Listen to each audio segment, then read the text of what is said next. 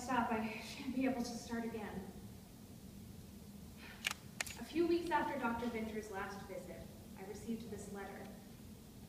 I've debated for some time sharing its contents with you, but I have decided that, should certain circumstances arise, you ought to know the conditions and proceedings.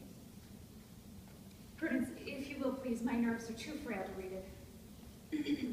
My dear Madame Trevore, I have consulted with my esteemed colleague, the good Dr. Carr, with whom I have consistently shared the peculiar circumstances of your beloved Carindella. To my regard, she has in the past few years shown no improvement and has in fact degraded into the most distressing state of mental insanity.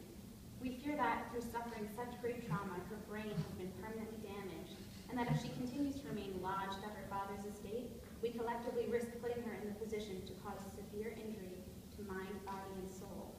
I do not wish by any means to imply that you have not provided Ella with the most attentive and responsible care, but rather hope to express that her condition has exceeded the needs that maternal domestic care may provide.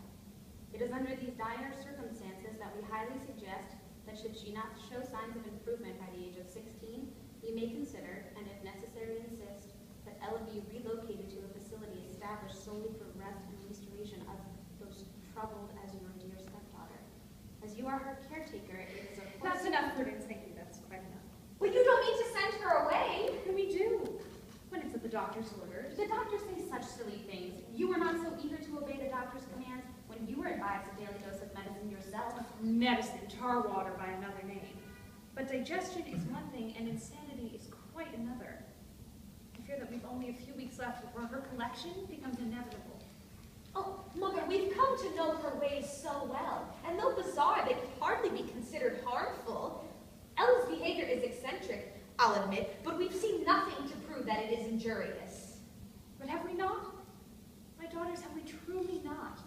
Look at the letter again. It is not merely a matter of physical affliction, though that alone is far from mere. Imagine the torture that takes place within that named mind.